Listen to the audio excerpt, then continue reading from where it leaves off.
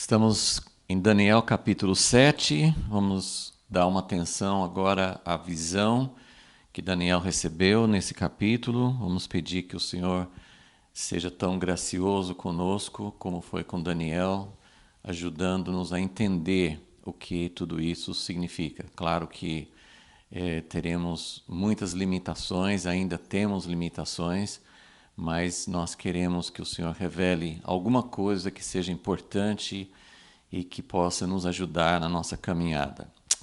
Pai amado, nesta manhã nós sabemos que toda sabedoria, toda revelação está contigo, que o Senhor revela a quem o Senhor quer, quando o Senhor quer, mas nós queremos estar diante de Ti, como o próprio Daniel, que muitas vezes não conseguia entender a plenitude, não conseguia, não cabia dentro dele tudo que o Senhor estava mostrando, mas mesmo assim ele ficava diante do Senhor, ele queria entender, não para que ele fosse o homem mais sábio, que ele pudesse ser arrogante ou conhecedor acima dos outros, mas ele queria conhecer os teus planos, ele era um amigo teu. É isso que nós queremos ser nesta manhã, queremos ser amigos do Senhor, queremos estar diante de Ti, sabendo que há muitas coisas que o Senhor vai revelar apenas na hora certa,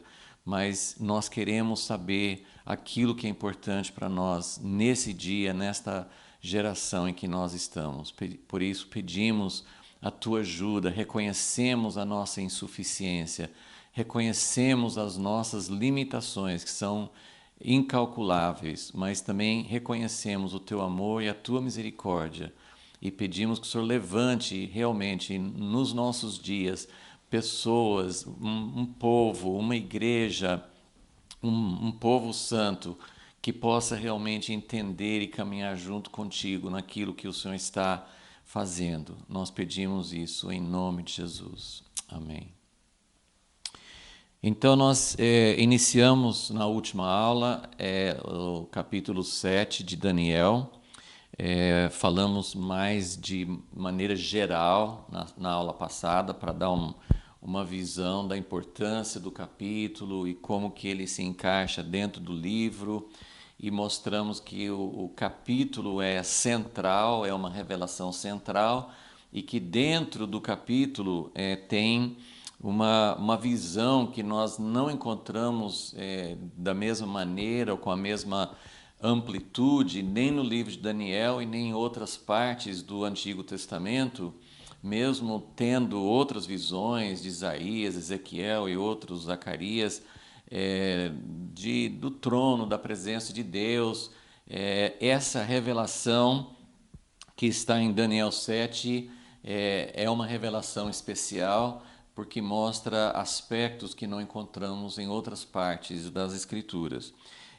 Hoje nós não vamos focar tanto nessa parte central, nós vamos, porque essa visão do ancião de dias, no versículo 9 e 10, e depois daquele que veio nas nuvens do céu como filho do homem, nos versículos 13 e 14, essa é a parte central e nós vamos nos deter, não sei quantas aulas, mas nós vamos nos deter um pouco, provavelmente a partir da próxima aula nós vamos focar mais nessa visão do trono de Deus, desse tribunal que foi montado, ali os tronos e o julgamento e a chegada do Filho do Homem, tudo isso que é central à revelação do plano de Deus, é a consumação, é o momento em que todas as coisas serão resolvidas.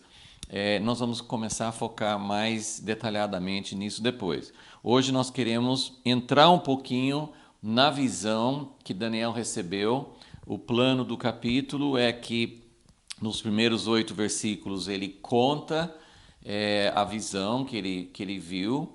Depois ele fala sobre, que faz parte da visão, mas a visão dos 4 animais que ele viu, né, nos primeiros versículos. Depois ele fala desse tribunal, do ancião de dias, do filho do homem.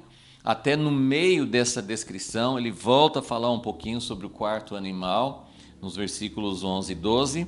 E depois, no final do capítulo, até o final do capítulo, a partir do versículo 15, ele procura uma interpretação, ele procura entender mais. Ele viu a visão, mas ele queria entender mais. Ele pergunta para um anjo, para alguém que estava ali, e ele recebe mais informações e descreve mais. Então nós vamos pegar tanto essa parte inicial do capítulo quanto a parte final, que ele acaba dando mais detalhes, e nós vamos procurar entender um pouco mais o contexto da visão, para depois podermos focar com mais entendimento na visão do Filho do Homem, que é realmente a parte mais importante, a parte que nos interessa mais, mesmo a visão dando bastante ênfase, fala de 4 animais, mas a ênfase maior é no último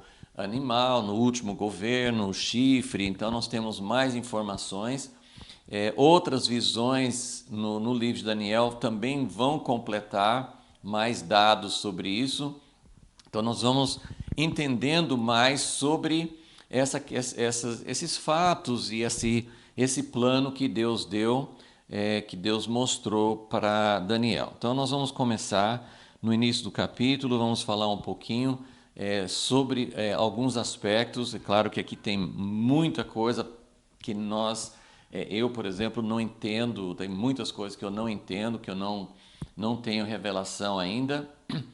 E eu só quero lembrar que existem aspectos da visão de Deus. Deus deu essa revelação para Daniel. Daniel estava no governo de Babilônia nessa época ainda. Ele estava no tempo de Belsazar. E ele estava ali servindo, ele estava fazendo o trabalho dele. Temos visto como Daniel era fiel, como Daniel procurava realmente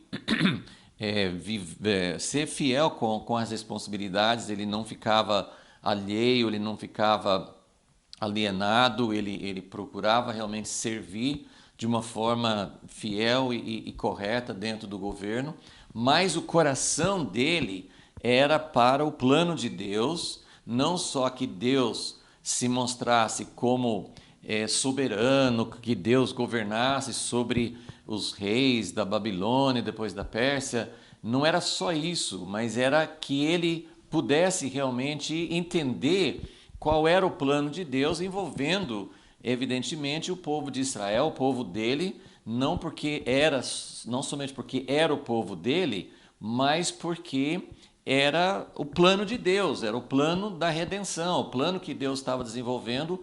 O povo de Israel tinha e tem um papel importante. Então Daniel queria entender isso. Nos primeiros capítulos de Daniel nós não temos menções do plano de Deus para Israel. Parece que Israel ficou meio que esquecido, né, nessas histórias dos primeiros capítulos de Daniel, mas agora realmente nós vamos ver que Daniel sempre teve o destino, o plano de Deus para seu povo. Ele tinha isso como um aspecto central. Então ele estava sempre buscando com todo o coração entender qual era o próximo passo. E nós falamos que Deus tem um plano para pessoas dentro do sistema do mundo, dando testemunho, como Daniel, dentro do sistema do governo, seja qual for, de Babilônia, da Pérsia, mas ele também tem um plano para o seu povo, para o protótipo do reino, para um povo que está formando a base do reino de Deus para o futuro. E essa segunda parte, que não estava muito em evidência nos primeiros capítulos, vai ficar muito mais claro agora o que Deus tem em mente, o que Deus iria fazer. O povo de Israel está no cativeiro, está fora da terra. O plano de Deus foi interrompido. Tudo aquilo que Deus fez até então, com Davi, com Salomão, com o reino, com tudo que Deus preparou durante séculos e séculos para chegar a esse ponto, de repente foi riscado. O povo de Israel foi para o cativeiro. Deus está dando testemunho para a Babilônia, para os reinos deste mundo, mas Deus tem muito mais para fazer além disso. Não é só mostrar que Ele é soberano, que Ele estabelece reis, remove reis, que Ele é superior a todos.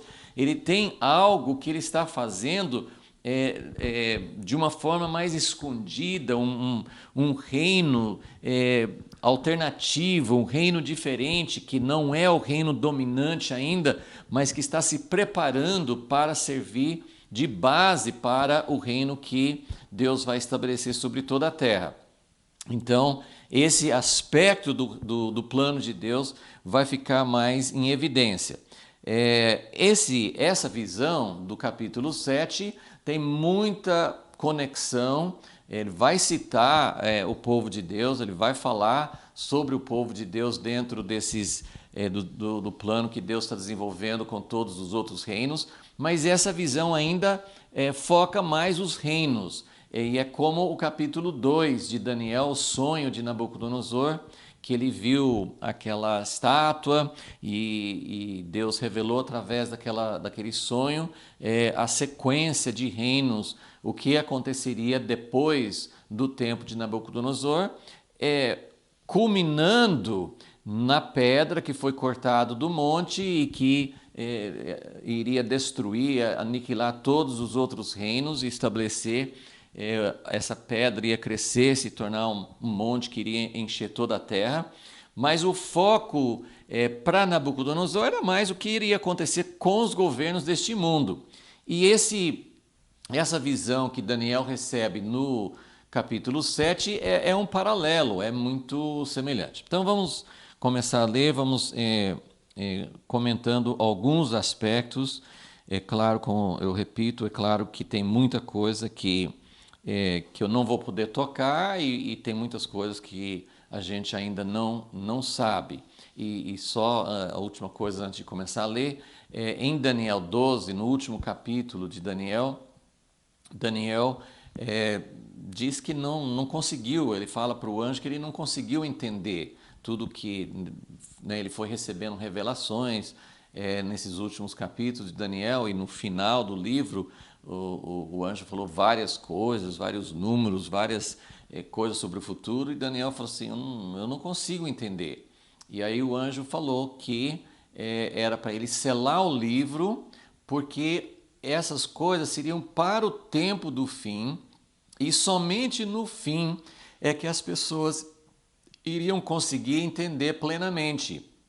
Então, esse fato, essa revelação que Deus deu a Daniel e essa explicação de que, olha, não se preocupe, tem muita coisa que você ainda não pode entender, escreva tudo, cele a visão, porque um dia vai ser importante, as pessoas vão passar lendo a ideia que ele fala no capítulo 12, que ele fala, Daniel 12, 4, né, fala assim, muitos correrão de uma parte para outra.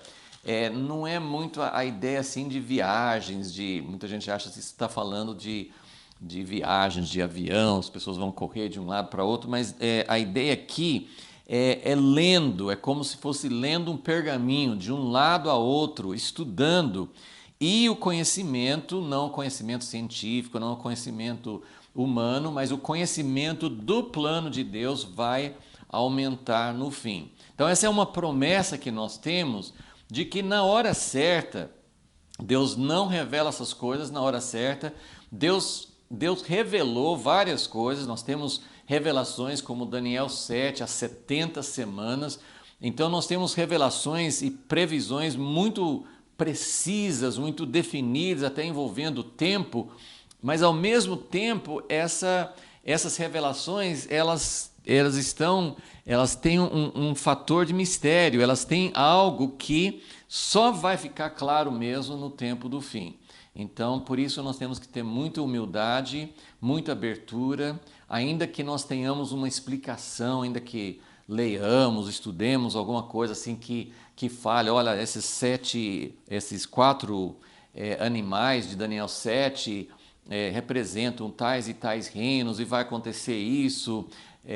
Você lê às vezes previsões dos últimos dias como se estivesse falando de uma coisa passada, tem tantos detalhes, vai acontecer isso, depois vai acontecer aquilo, E uma frase que eu tenho no meu coração há muitos anos sobre escatologia é que vai ter muita surpresa. Muita gente vai ficar surpresa, aliás, todos nós, vai ter surpresa. Ninguém está prevendo exatamente como tudo isso vai acontecer. Então, nós temos que ter uma atitude de vigilância, de estar afinados, atenados com o Senhor e que nós possamos ter essa humildade, conferindo com o que outras pessoas no passado ou no presente estão vendo. Eu estou lendo, ouvindo, eu tenho citado alguns nomes que são importantes, que eu creio que Deus tem revelado muita coisa, como Joel Richardson, como Samuel Whitfield, Dalton Thomas, tem vários homens de Deus, e além disso são mais uma geração mais jovem, mais contemporânea, mas tem muitos outros irmãos que têm estudado essas coisas, então vale a pena a gente estudar, vale a pena a gente conferir, mas vale muito a pena a gente aguardar em Deus e esperar que Ele vá nos revelando, não só para uma pessoa, não só para um grupo, não só de uma fonte, mas aguardando o que Deus está falando, quais são os testemunhos do que Deus está colocando no coração das pessoas, porque quanto mais nós nos aproximarmos dessa época do fim, mais Deus vai nos revelar, porque isso é importante para nossa preparação. Ok, então Daniel 7, capítulo 7, versículo 1, no primeiro ano de Belsazar, então provavelmente uns 10 anos antes do capítulo 5, quando Belsazar foi derrotado e morto pelas forças da Pérsia, então acho que provavelmente em torno de 10 anos antes do final, em torno de 50 a 60 anos, mais para 50 a 60 anos que Daniel já estava no cativeiro. Então, nesse primeiro ano de Belsazar, teve Daniel na sua cama um sonho e visões da sua cabeça. Então escreveu logo o sonho e relatou a suma das coisas.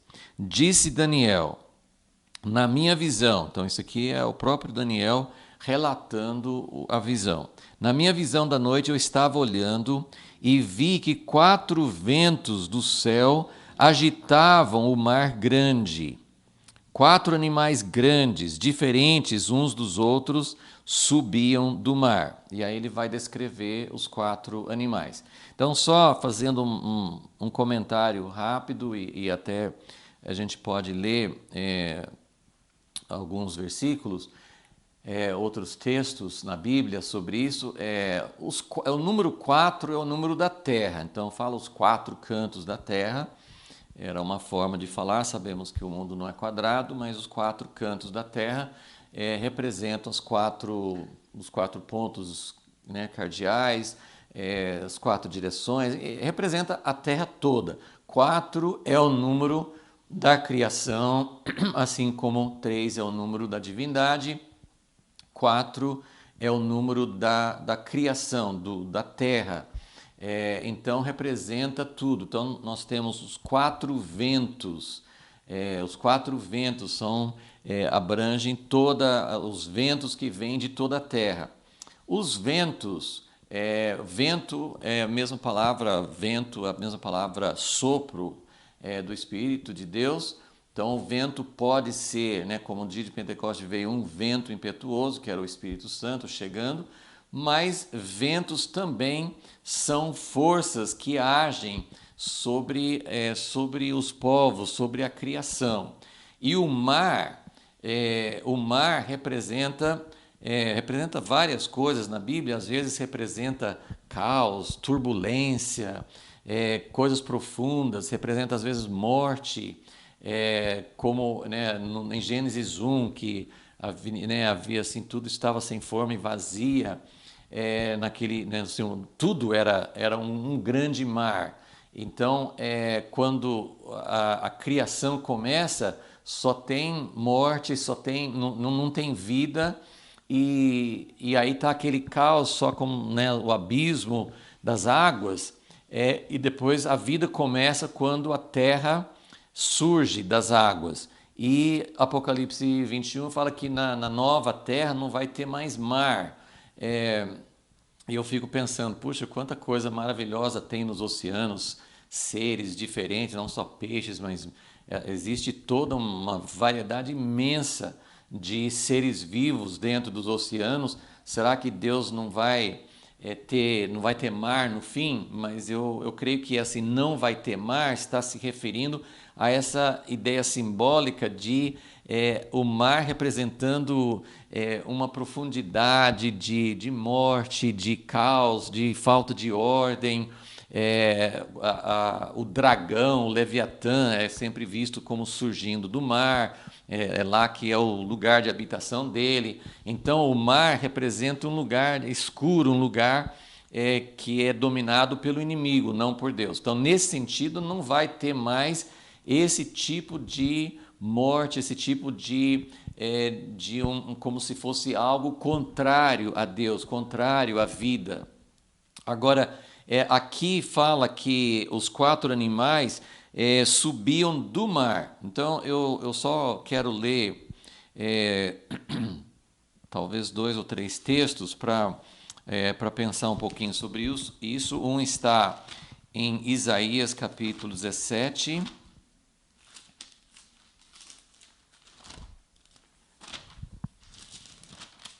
Isaías 17, versículo 12, fala: ai do bramido de muitos povos que bramam como o bramido dos mares e do rugido das nações, que rugem como o rugido de impetuosas águas.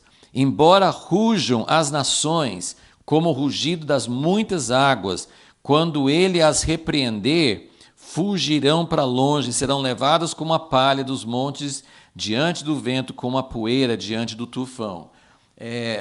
Eu não vou ler, mas em Apocalipse 17, versículo 15, quando fala da grande meretriz, do sistema babilônico, no fim, e ela estava sentada sobre muitas águas. Apocalipse 17, 15 fala que as muitas águas representam todos os povos. Todos os povos. E não é que Deus não quer os povos, Deus também quer pessoas de todas as raças, tribos, povos e nações no seu reino. Mas esse mar representa a turbulência dos povos. Então tem os ventos que agitam o mar e tem o próprio mar, que aqui Isaías está falando sobre como sendo o bramido de muitos povos, que bramam como o bramido dos mares, rugido das nações. Então, nós temos a ideia assim, de que os mares representam povos, e muitas vezes povos em rebelião, assim, contrários, em revolta contra Deus, né? Então, porque rugem as nações, porque rugem os povos, né? Então nós temos essa ideia. E mais um texto também, no Salmo 74, que faz essa mesma ligação. Salmo 74, vamos começar no versículo 13. Tu dividiste o mar, Salmo 74, 13. Tu dividiste o mar pela tua força, quebraste as cabeças dos monstros das águas. Ele está inicialmente se referindo à passagem do povo pelo Mar Vermelho, mas ele está representando, e você vai encontrar muito isso nos Salmos, como o mar pode nos submergir, as profundezas do mar. Então, é como se fossem forças, talvez sejam, na linguagem simbólica, as forças mais violentas, mais fortes contra Deus, contra os propósitos de Deus, né? Então, e aí tem as cabeças dos monstros nas águas, e nós vamos ver sempre em Daniel e mais ainda no Apocalipse, o dragão tem várias cabeças, então tem esses monstros que representam o sistema que é o adversário de Deus e que vem das águas. Versículo 14: Fizeste em pedaços as cabeças do Leviatã e deste por alimento os animais do deserto. Abriste as fontes dos ribeiros, secaste os rios impetuosos. Então, Deus tomando o controle de todas as forças e colocando a ordem dele, como na criação, Deus pegou aquele abismo sem forma, vazia, com profundezas, com ondas, com revoltas, Deus coloca a sua ordem. Então, essa é a visão que nós temos aqui. Voltando para o Daniel 7, então, Daniel vê os 4 ventos do céu agitando o mar grande. Então, só lembrando até de situações atuais. Por exemplo, hoje nós estamos vendo, depois daquela tragédia no Líbano, aquelas explosões que devastaram grande parte da cidade, deixaram muitas mortes, muitos feridos, e sabemos que o Líbano é um país que tem sido dominado por forças muito contrárias a Deus, né? Hezbollah. Então, os povos muitas vezes estão representando, temos visto isso várias vezes nos últimos meses, em outros anos. O povo às vezes vai para as ruas e tem uma força, tem um vento que sopra sobre esses povos. Muitas vezes estão representando uma revolta com injustiça, muitas manifestações, né, contra racismo, contra opressão, contra governos que estão oprimindo, que estão deixando o povo na miséria. Então nós temos muitas manifestações populares que são como o mar, né? Que são como ondas que estão se levantando. Então tem esses ventos, os ventos são controlados por Deus. Só rapidamente, em Apocalipse 7, antes de vir as pragas, tem um anjo que segura os 4 ventos. Então, o que ele faz? Quando ele segura os 4 ventos, né, os 4 ventos da terra, ele está dizendo: não faça mal, porque o vento suscita ira, suscita manifestações. Como eu disse, muitas causas são até justas, são causas importantes, são causas que o povo está revoltado por causa de injustiça mesmo. Só que os ventos sopram e muitas vezes levam, né, como um mar sem controle, os ventos sopram e levam essas manifestações para a violência e às vezes até mesmo para a implantação de sistemas piores do que o anterior, como já aconteceu em várias épocas da história. Então, os ventos são ventos, assim como o vento de Deus sopra. A gente vê no século XX, por exemplo, o movimento de Deus trazendo renovação, trazendo batismo no Espírito Santo, trazendo milagres, trazendo renovação. Então tem ventos de Deus que vão soprando sobre várias partes do mundo. É uma coisa soberana, é uma coisa acima de um controle humano. Mas tem esses ventos também que sopram sobre os povos, e por isso é uma coisa muito importante para entender no livro de Daniel e tudo isso que nós estamos estudando é que, ainda que tem esse sobe e desce de governos, de sistemas humanos, nós entendemos que nenhum desses governos vai trazer a resposta, vai trazer a solução. Então, a igreja, o povo de Deus, tem que tomar muito cuidado, porque nós não devemos ser movidos pelos ventos que sopram, ainda que sejam ventos de demonstrações pacíficas, demonstrações que estão combatendo coisas ruins, mas nós temos que tomar muito cuidado, porque o povo de Deus não deve ser levado, não deve ser conduzido pelos ventos que sopram sobre o mar em geral, porque esses ventos, eles eles são incontroláveis, né? Eles levam para aspectos, eles vão conduzir para mudanças, para situações que Deus está no controle, Ele que permite que haja mudanças de governos, que haja revoltas populares, que uns governos sejam derrubados e entra outros, mas a gente tem que saber que nada disso é promissor em termos de é dali que vem a nossa esperança. Então, isso é só para a gente entender esse cenário, né? O mar são os povos, os ventos são esses ventos que vêm sobre a humanidade e que muitas vezes são, né, como o vento, eles são incontroláveis, né? Eles não são controláveis pelas próprias pessoas. Ok, então aí vem versículo 3, Daniel 7:3, 4 animais grandes, diferentes uns dos outros, subiam do mar. Então, vamos rapidamente pela descrição. O primeiro animal era como leão, tinha asas de águia. Eu olhei até que lhe foram arrancadas as asas e foi levantado da terra e posto em pé como um homem, e foi-lhe dado um coração de homem. Esse é o primeiro. Continuei olhando, versículo 5, e vi o segundo animal, semelhante a um urso, qual se levantou de um lado, tendo na boca 3 costelas entre os dentes, e foi-lhe dito: levanta-te e devora muita carne.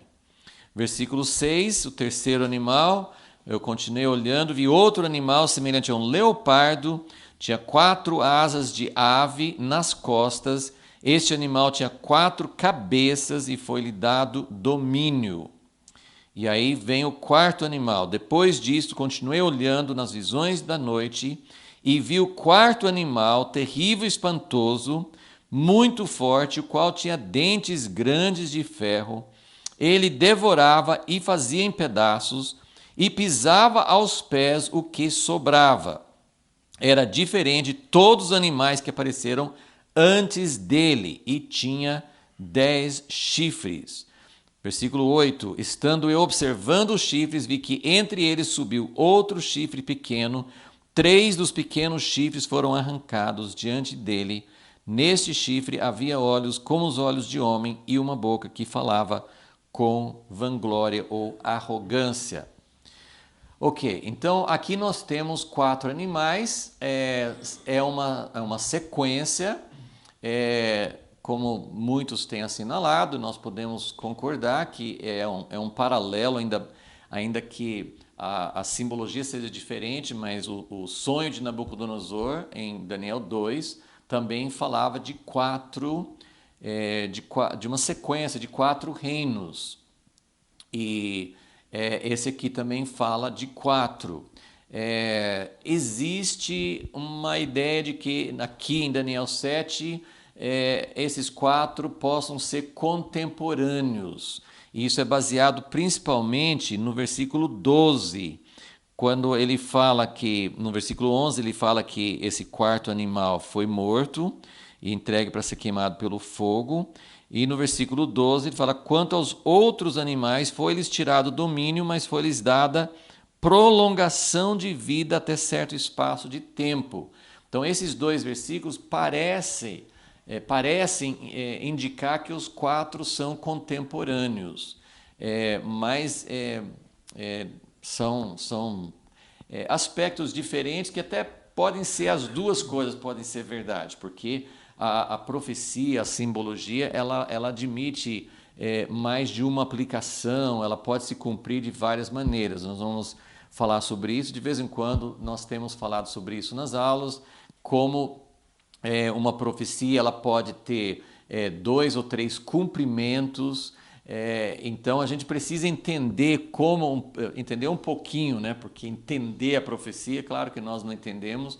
A profecia é uma revelação de Deus e não tem um padrão único. Deus não fala as coisas sempre da mesma maneira, então nós não queremos tentar reduzir as profecias de Deus, descobrir um padrão igual e achar que nós temos a chave que abre todas as profecias. Mas existem certos princípios que Deus usa e que é importante a gente entender.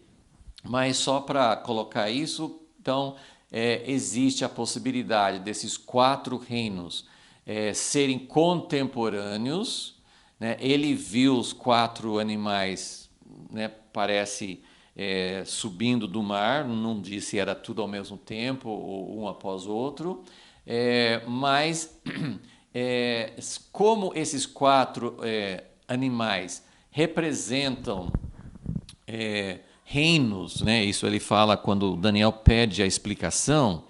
Ele fala assim no versículo 16 que ele chegou a um dos que estavam perto e pediu a verdade acerca de tudo isso. E ele me disse e fez-me saber a interpretação das coisas. Esses 4 animais, versículo 17, são esses grandes animais, que são 4 reis, ou 4 reinos, que se levantarão da terra. Então, ele fala que vai ter esses 4 reinos, ou 4 reis. Ele também fala, no versículo 24, que os 10 chifres serão 10 reis no 4º reino. Então, o 4º reino tem 10 chifres, são 10 reis, depois desses 10 reis se levantará um outro chifre que nasce desse 4º reino e que desloca ou arranca 3 dos 10 chifres que tinha antes dele e ele toma o seu lugar. Então, tem muitas coisas que podemos entender sobre essa visão, sobre a aplicação. E eu acho que o ponto mais importante, como eu acabei de falar, é que existem várias aplicações. Então, nós precisamos sempre entender que não existe uma coisa rígida, uma coisa matemática, uma coisa cartesiana em que assim isso é igual àquilo e acabou, a minha interpretação é certa, as outras não são. Nós precisamos realmente ter essa abertura para entender o que Deus quer falar sobre a profecia. Já já eu vou mostrar isso na outra folha aqui. Mas, em primeiro lugar, ele usa essa tradução, algumas traduções usam até a palavra besta no lugar de animal. Porque quando você fala animal, o animal em si não é uma coisa ruim, faz parte da criação de Deus. Mas acho que um ponto central para a gente entender essa simbologia porque lembra que Nabucodonosor ele viu como uma estátua. Então tinha uma grande estátua. Essa estátua no seu todo representava o reino do homem. Ele era um todo e tinha 4 partes. Então naquela simbologia da imagem da estátua eram várias partes e até o quarto, que era de ferro, ele tinha os pés de ferro misturado com argila. Então ele tinha uma outra parte desse 4º reino. Aqui também o 4º animal, ele tem, além dele ser diferente, ele tem 10 chifres e ele tem um pequeno chifre que vai, realmente assim, nós temos mais informações sobre esse chifre que nasce depois. Okay? Mas, em primeiro lugar, a visão, todos os animais eram assustadores. Né? O leão, né? O urso, o leopardo, cada um era um animal que devorava, era um animal que fazia destruição. Não são reinos benéficos, não são representantes de Deus. Então, quando você tem o contraste aqui no capítulo de 4 animais, de 4 bestas, de 4 seres assustadores que causam terror, e aí você tem o contraste com aquele que veio como filho do homem, semelhante a um filho do homem, que o homem recebeu em Gênesis 1 a incumbência de governar sobre os animais. E aqui nós temos animais, né, são homens, são sistemas humanos, mas nós temos animais dominando o homem. Então percebe que há uma inversão no plano de Deus, na imagem de Deus. Ainda que o próprio cordeiro, Jesus é representado por um cordeiro, por um leão, nós temos águia, vários desses animais, tem os 4 seres viventes na presença de Deus, que também tem o rosto de leão, tem o rosto de águia, etc. Mas aqui nós temos animais que não estão representando Deus, estão trazendo um domínio opressor, estão maltratando, são cruéis, são opressores. Então, essa é a ideia central que nós temos aqui nessa visão. Então, diferente da imagem, que é uma imagem, mas não é a imagem de Deus. Então, essas figuras, né, no Apocalipse nós temos também, né, a imagem da besta. Então, assim como nós somos a imagem de Deus, devemos ser a imagem de Deus, nós temos toda essa falsificação. Agora, para mostrar... Bom, antes de ir para Apocalipse 13, só lembrando então que desses 4 animais, os primeiros 3 são semelhantes a um leão, a um urso, a um leopardo. Somente o urso que não tem nada de diferente, ele é um urso. Agora, o leão tem asas de águias, então é um híbrido, é um animal diferente, não existe nada assim na natureza. O leopardo também é semelhante a um leopardo, mas ele tem muita coisa diferente de um leopardo, né? Ele tem 4 cabeças, ele tem 4 asas também. Então, são animais que são diferentes, mas ele conseguiu identificar, ele conseguiu falar semelhante a um leão, a um urso, a um leopardo. Agora, o 4º animal, que é o mais terrível de todos, assim, o que ele enfatiza muito é que esse 4º, ele é diferente de todos os outros. Bom, cada um era diferente, mas ele é mais diferente, quer dizer, ele supera, ele causa mais terror, ele é mais forte, ele é mais destruidor. Então, esse 4º animal, ele é terrível e ele traz inspira mais terror. E ele não recebe nenhuma comparação, ele não é parecido com um dragão, com nada, assim, ele não é apresentado como um tipo de animal, ele é diferente, ele é totalmente diferente. Os outros já eram bem diferentes do normal, mas esse 4º era mais ainda. Ok, então eu só quero pegar um aspecto em Apocalipse, tem muitos paralelos entre Daniel e Apocalipse, mas em Daniel 13, nós temos uma visão que é bem semelhante. Apocalipse 13, versículo 1, João vê subir do mar, só que em vez de ver 4 animais, ele vê um animal só, que é uma besta. Uma besta é um animal selvagem. Então ele vê subir do mar uma besta que tinha 10 chifres. Isso é parecido com o 4º animal de Daniel, que também tinha 10 chifres. Só que esse animal tem 7 cabeças. E sobre os seus chifres 10 diademas, e sobre as suas cabeças um nome de blasfêmia. Versículo 2. A besta que vi era semelhante ao leopardo. Então aqui nós vamos ver um animal só, mas com a característica de todos os 4 de Daniel 7. Então ele é semelhante a um leopardo, ele tem pés como os de urso, ele tem uma boca como de leão. E o dragão, que é Satanás, né? O dragão deu-lhe o seu poder, o seu trono e grande autoridade. Lá na frente, no versículo 5, vai falar sobre uma boca, como tinha esse chifre na visão de Daniel, uma boca que falava blasfêmias e arrogâncias, ok?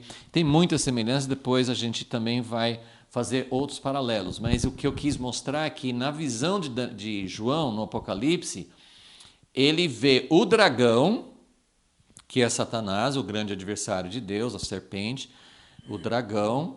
Ele vê essa besta que saiu do mar, tem o mesmo sentido que nós estamos vendo aqui em Daniel 7, mas ao invés de ter 4 animais, ele vê um só. Então isso também une com a ideia de Daniel 2, que esses reinos são partes diferentes, mas na verdade eles fazem parte de um sistema só. Então todos esses sistemas, eles fazem parte de um sistema só e, como eu falei, sim, representam um sistema que não representa, não é a imagem de Deus. Esses sistemas humanos, eles são uma caricatura, eles são um reflexo do dragão. Essa besta de Apocalipse 13, ela parece muito com o dragão, que também tinha cabeças e chifres e etc. E o dragão dá o seu poder para a besta. Então, nós temos essa mesma figura.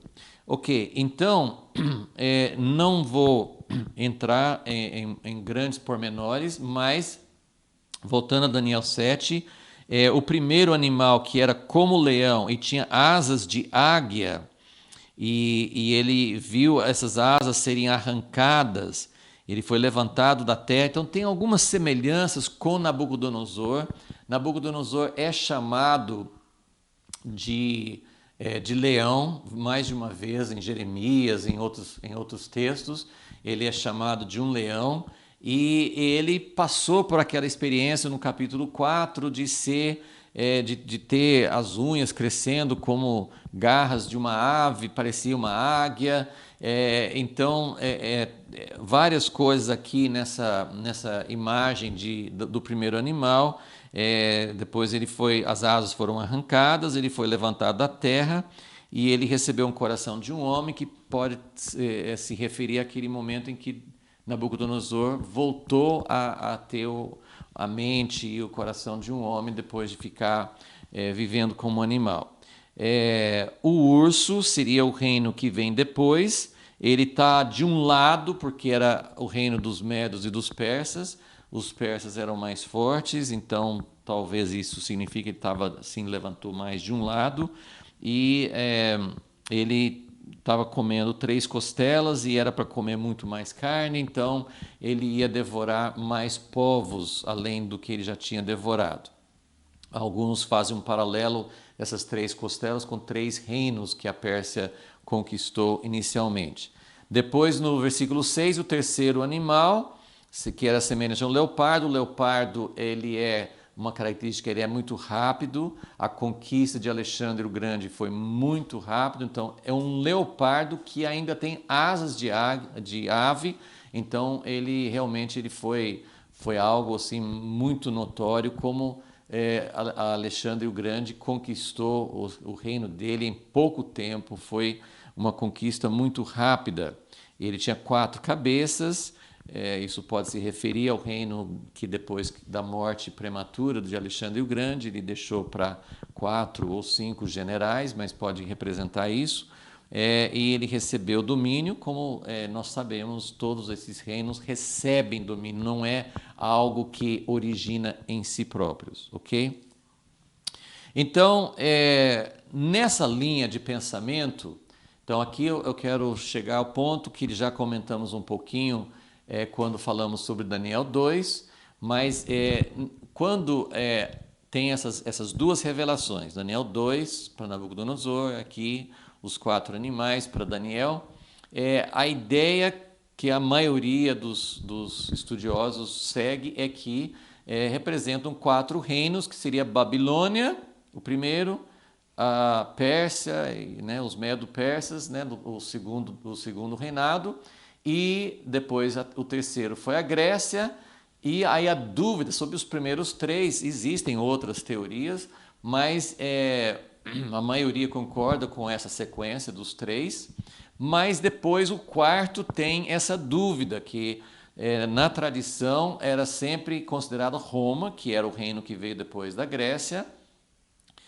E segundo essa interpretação, de que a Roma depois teve divisão em 10 partes, e então nós temos a sequência do Império Romano, que envolveu a Igreja Católica, o Santo Império Romano, a Europa, Roma, né, que fica na Itália, dominou o Oriente Médio no tempo de Jesus, mas quando você olha o mapa do Império Romano, os romanos, o Império Romano, eles nunca conseguiram muito na área do Oriente, na área da Mesopotâmia, da Pérsia. Eles não foram muito para aquele lado, eles foram mais para o lado do norte da África e para a Europa.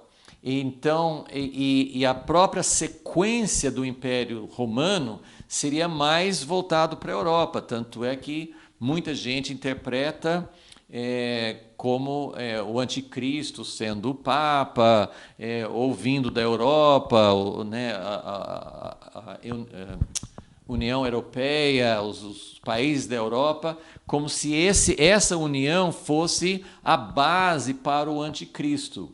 E outros irmãos, né, como esses que eu citei, especialmente o Joel Richardson, ele levantou uma outra visão muito interessante, dizendo que essa descrição em Daniel 7:7 de que esse quarto animal, quarto reino era terrível, espantoso, muito forte, dentes grandes de ferro, devorava, pisava. Ele diz, né, que isso não corresponde muito ao Império Romano, porque o Império Romano, eles podiam ser cruéis, eles dominavam os povos, mas eles não eram, a característica deles não era de pisar, de anular, de exterminar a cultura. Por exemplo, no Império Romano, a cultura predominante era a cultura grega.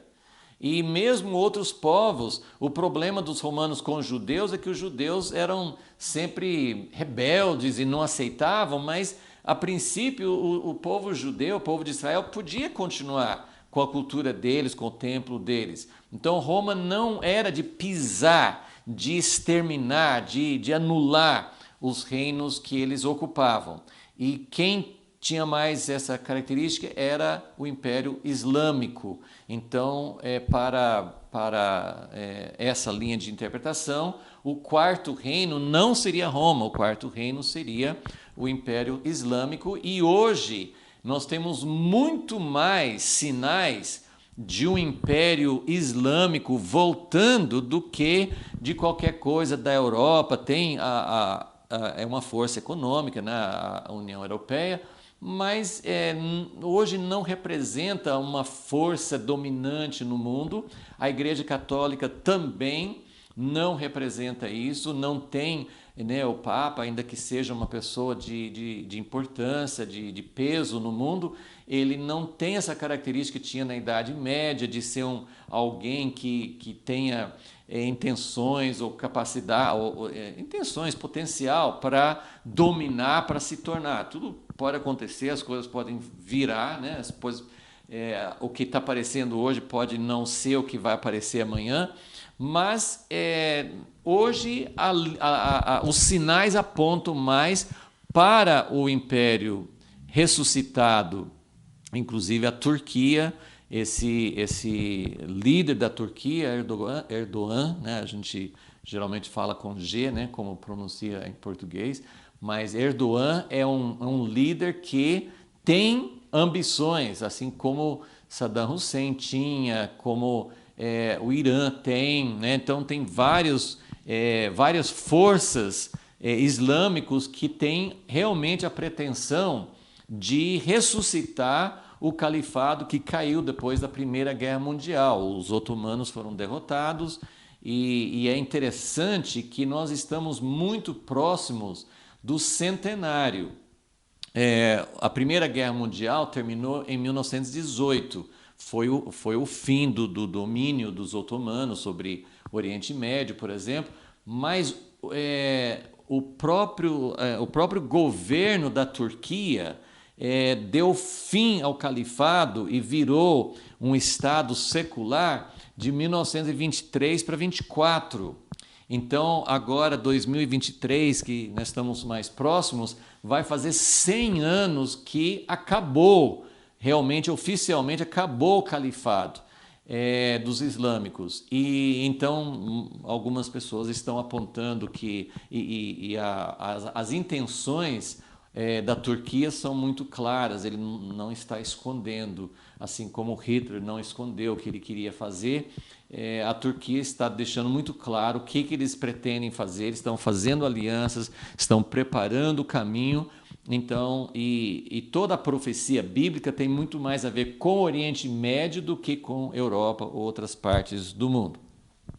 Então, o que eu quero falar hoje sobre esses 4 reinos? Primeiro, quero lembrar de um aspecto que temos falado outras vezes, inclusive quando falamos sobre Daniel 2, como que funciona a profecia. Mais uma vez, eu não estou tentando reduzir a profecia para uma lógica humana, mas é importante entender porque quando Deus revelava para Isaías, no tempo de Isaías, a força que estava subindo para dominar o mundo era a Síria. Então, quando Deus falava com Isaías, quando Deus falou com Jeremias, com Ezequiel, com os profetas menores, depois com Zacarias, depois do cativeiro. Então, sempre havia a profecia, ela não é desvinculada, ela não é solta. A profecia tem a ver com o presente. Então, o profeta está no presente e ele recebe uma revelação de Deus. E essa revelação de Deus, muitas vezes, o profeta, ele quer falar com o povo dele não apenas sobre algo que vai acontecer daí 500, 600 ou 2000 anos, ele quer falar sobre o que vai acontecer dentro de um futuro próximo. Então, a vinda da profecia, a revelação da profecia é dada no presente a respeito de um futuro próximo. Então, as profecias, elas sempre têm algo muito importante para a próxima geração. O próprio Nabucodonosor, que não era um servo de Deus, mas o sonho que ele recebeu era porque ele estava preocupado. O que vai acontecer depois? Né? Eu sou o rei aqui, mas o que vai acontecer depois? Então, de acordo com Daniel, Deus deu a ele a revelação dos reinos que viriam depois. Então, a profecia tem a ver com um futuro próximo. Jesus, quando os discípulos vieram para Jesus e perguntaram em Mateus 24, mostraram o templo, e Jesus falou que o templo ia ser destruído, aí os discípulos falaram assim, mas quando que vai acontecer isso? Como que vai ser isso? E aí Jesus fala sobre, tem todas aquelas profecias de Mateus 24, o que Jesus estava dizendo? Ele estava dizendo, e aí tem brigas, e a coisa interessante sobre essas discussões, sobre como que as profecias se cumprem, essa profecia sobre qual época e qual que é a aplicação, é interessante que muitas vezes os dois lados podem estar certos. Muitas pessoas interpretam Mateus 24 como tudo que já aconteceu, porque quando Jesus falou sobre perseguição, ele falou sobre eles terem que fugir para os montes, ele falou que ia ter a cidade de Jerusalém seria cercada, seria destruída. Isso aconteceu no ano 70. Então tem muita gente que fala, não, isso já aconteceu, Jesus estava falando sobre algo que ia acontecer 40 anos depois daquele momento que Jesus estava falando. Então era um futuro próximo. Só que nós sabemos que, como ele fala em Mateus 24 sobre a vinda, a volta dele, ele não estava falando somente sobre o ano 70, ele não estava falando somente sobre o futuro próximo, mas essa profecia do futuro próximo era como se fosse um princípio, como se fosse a primeira parte do cumprimento mais pleno no futuro. Então, você tem uma profecia que fala do futuro próximo, mas essa mesma profecia que fala do futuro próximo aponta também para o fim dos tempos. Então, Isaías falava da queda de Babilônia. né? Queda de Babilônia, Isaías 13, 14. Isso iria acontecer, Babilônia seria derrotada, seria destruída. Jeremias também, no capítulo 50, 51, ele fala a respeito do fim da Babilônia. Mas esse fim da Babilônia aponta para algo que vai acontecer nos últimos dias, que nós temos em Apocalipse 17 e 18. Então, esse é um princípio, né? A profecia fala de um futuro próximo, mas essas mesmas profecias do futuro próximo têm muitos aspectos que serão cumpridos somente no final, e tem uma coisa que nós chamamos de fator recorrente. E esse é um princípio que nós vamos recorrentemente falar sobre isso no livro de Daniel, porque muitos desses aspectos que nós estamos vendo em Daniel 7 vão se repetir nos outros capítulos. Então, eu vou tentar explicar isso. Mas antes, então, tem um fator recorrente. O que é um fator recorrente? Que vai ter, por exemplo, uma destruição de Jerusalém. Eu agora não tenho um número, mas uma vez tem um livro que tem a história de Jerusalém. E parece que fala que Jerusalém foi destruída, acho que mais de 20 vezes. Então você tem um aspecto recorrente. Quando a Bíblia fala de vários aspectos que vão acontecer, tem alguns aspectos que são recorrentes. E no caso aqui dessas profecias que nós estamos começando a estudar em Daniel, um fator recorrente é que vai haver uma sucessão de reinos humanos que fazem parte de um só sistema. É uma só estátua. Em Daniel 7 são 4 animais, mas nós vimos que em Apocalipse 13 os 4 fazem parte de um animal só. Então, esses reinos sucessivos fazem parte de um sistema só. Por isso que eu falo, podem ser, os 4 animais de Daniel 7 podem ser sucessivos, mas nos últimos tempos eles podem coexistir, porque tem aspectos do leão, aspectos do urso, aspectos do leopardo em mais de um sistema. Então nós temos, hoje, por exemplo, nos nossos dias, nós temos vários aspectos do sistema da besta, do sistema que é a imagem do dragão. Nós não temos só um tipo, nós temos ditadores de países comunistas, como nós tivemos já no século XX e temos ainda hoje, como na China, mas especialmente na Coreia do Norte, que é uma personificação mais plena, né, de um ditador que oprime, que vive com luxo, mas o povo é muito miserável, assim, é guardado na miséria e eles adoram o governante deles. Então tem aspectos muito fortes do sistema da besta nos países comunistas e em países totalitários de maneira geral.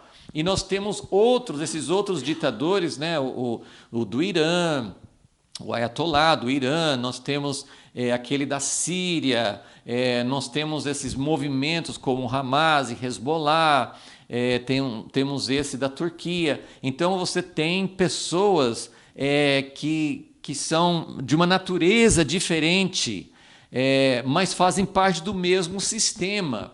E eu sou ousado quando eu digo, porque eu não encontro isso muito em outras pessoas que estão estudando esses assuntos, mas eu diria que esses governantes mais nacionalistas são democráticos, mas são nacionalistas e estão fortalecendo o egoísmo, estão fortalecendo o prazer próprio, estão fortalecendo o capitalismo, que também faz parte do sistema. E esse é o ponto cego, porque muitas pessoas, por exemplo, os que são adeptos dos impérios islâmicos, os que realmente acreditam, que tem pessoas que estão sendo oprimidas e eu tenho ouvido até recentemente que a maioria da população do Irã e da Turquia são contrários aos seus governantes. Então o povo, eles são obrigados, porque é um governo que não tem liberdade. Mas o povo não aceita, não quer. Então nós temos essa mesma situação nos países democráticos, em que o sistema ele pode ser mais forte ou menos forte, mas nós temos sistemas de vários tipos. Então, porque o capitalismo também oprime as pessoas menos favorecidas, e nós temos assim, em nenhum caso você pode falar assim, todo islâmico é mau, todo comunista é mau, todo capitalista é mau. Qualquer que seja o sistema, se o sistema for levado ao seu ápice, à sua consumação, ele vai chegar à maldade. Mas muitas vezes assim, você tem exceções, você tem líderes islâmicos que não são maus. Nós temos o rei da Jordânia, por exemplo, que é uma pessoa mais moderada. Enfim, então nós temos esses fatores recorrentes que aparecem e que vão aparecer em vários momentos na história aqui em Daniel. Alguns desses princípios vão ficar mais claros nas próximas aulas. E o outro ponto aqui é que agora isso aqui também é um princípio que nós vamos ver mais de uma vez aqui no livro de Daniel. Entre o futuro próximo e o fim dos tempos, existe um tempo indeterminado. Então Deus revelou para Daniel 4 reinos. 4 reinos. Então, os primeiros 3 estavam bem na sequência histórica: Babilônia, Pérsia, Grécia. Então, e o próximo capítulo 8 de Daniel, vai entrar muito, e capítulo 11 também, esses 2 capítulos, Daniel 8 e Daniel 11, vão falar muito desse futuro próximo. Deus deu a Daniel revelações muito detalhadas sobre o segundo e o terceiro reinos. O primeiro estava acabando nessa época já, né? Babilônia já estava no fim. Mas o segundo e o terceiro reinos, ele deu várias revelações. Só que no meio dessas revelações do segundo e do terceiro reino, tinha um fator recorrente: o chifre aparece de novo, esse chifre que se exalta contra Deus. Então nós vamos ver figuras do anticristo em vários reinos, não só no último reino, que aparece aqui, né, o 4º animal terrível, aí veio esse chifre, mas tem um chifre no terceiro reino também, na Grécia, e assim vai. Então tem fatores recorrentes.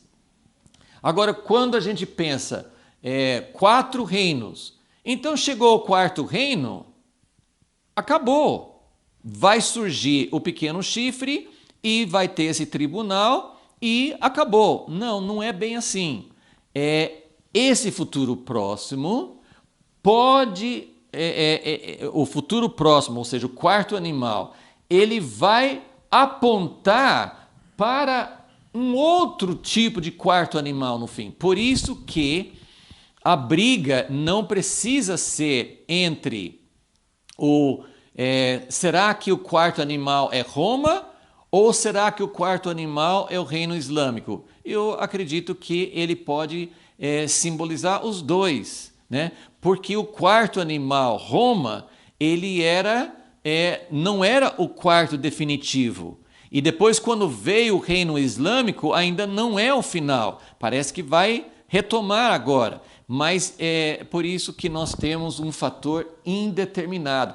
As próprias 70 semanas de Daniel, que tem um período de tempo limitado. E ele fala de tempos, né, 3 anos e meio no fim. Então existem alguns períodos específicos de tempo, mas existem também intervalos. Por isso, assim, Deus não vai revelar quando é que o fim vai chegar. Ele não vai mostrar isso. Ele vai mostrar várias coisas que vão ser importantes para a gente entender, mas sempre vai ter esse tempo. No meio das profecias, nós vamos encontrar fatores recorrentes, Ou seja, esse pequeno chifre ele vai aparecer mais de uma vez e nós vamos encontrar um tempo indeterminado. Então, ainda que tenha 70 semanas, poxa, agora dá para saber quando que vem o fim. Não, porque no meio desse cumprimento, para chegar ao fim, vai ter um tempo indeterminado. Então, esse é o plano de Deus. Deus revelou para Daniel de uma forma fantástica o plano dele. Tem aspectos que são muito importantes, mas tem aspectos que vão ser revelados mais no fim. Então, eu só vou terminar dando essa sequência aqui do capítulo 7 de Daniel para a gente entender. Nós vamos retomar isso na próxima aula. Então, nesse capítulo aqui, ele fala a respeito de 4 animais que são 4 reinos. O número 4 é um número simbólico. Então, o que eu quero dizer é, não tem apenas 4. O quarto animal, naquela época, eu acredito que naquela época ele não ia pular o Império Romano. A minha dificuldade com a interpretação de que o quarto animal é o reino islâmico é simplesmente ignorar o Império Romano, que foi muito importante no tempo de Jesus. Então, ele não ia deixar o Império Romano de fora. Mas eu concordo que o Império Romano não preenche todas as profecias do quarto animal. Então, esse quarto animal, ele volta, né? Ele é um futuro próximo, mas ele indica outros que virão depois. Então, o número 4 é simbólico, 4 como o número dos reinos que tem na Terra, mas né, na sequência são mais do que isso. Aí ele fala então sobre os 4 animais, depois ele fala muito sobre o quarto.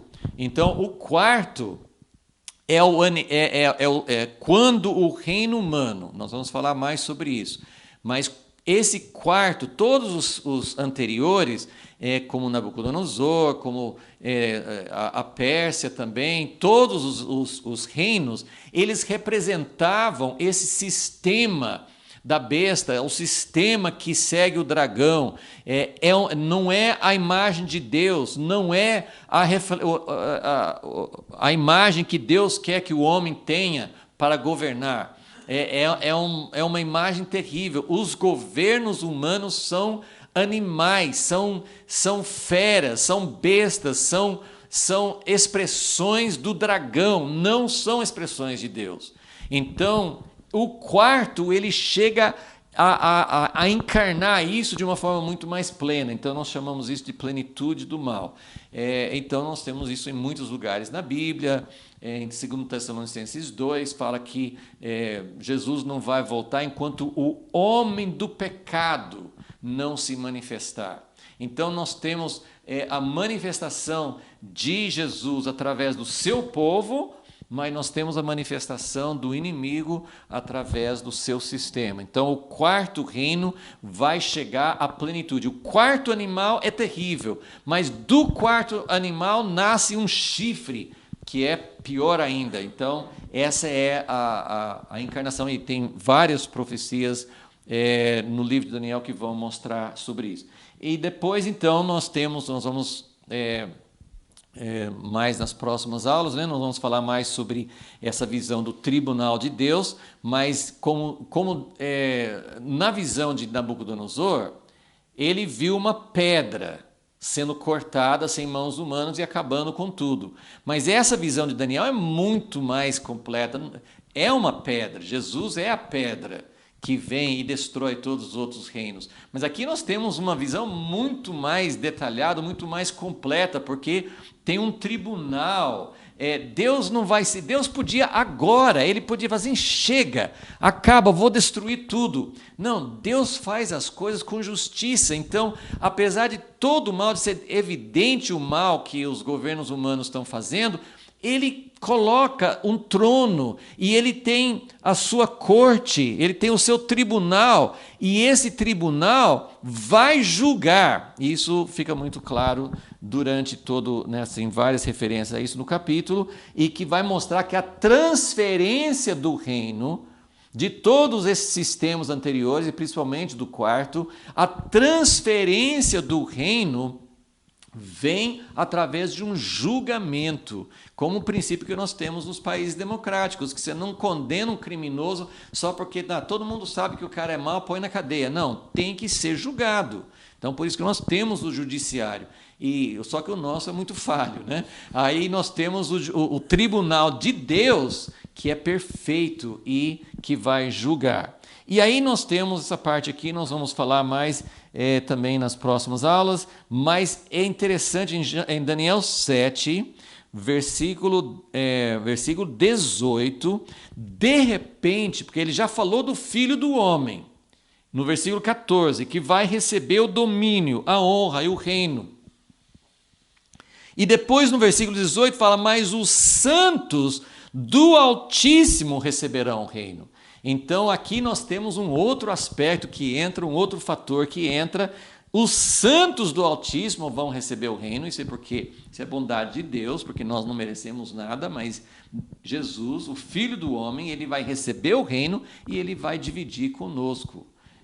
Só que antes dos santos receberem o reino, eles serão perseguidos e aparentemente derrotados pelo anticristo. Então, esse aqui é a visão do que o capítulo 7 nos mostra, e nós vamos ter oportunidade para falar mais sobre isso nas próximas aulas, mas é muito importante entender esses princípios, como Deus está revelando essas coisas e quanta coisa nós precisamos entender, quanta coisa que Deus quer nos mostrar para que nós possamos realmente ter uma visão mais plena do que Ele quer fazer na nossa geração. Senhor Jesus, o Senhor é o Filho do Homem que vai receber o reino. E é um reino, não é um reino lá no céu. O Senhor recebe um reino aqui na terra. Esse mesmo reino que hoje é dominado por todas essas forças diferentes que nós temos no mundo hoje. Nós temos quantas forças diferentes atuando nos governos deste mundo. Tem essa variedade, tem animais diferentes, mas todos são terríveis.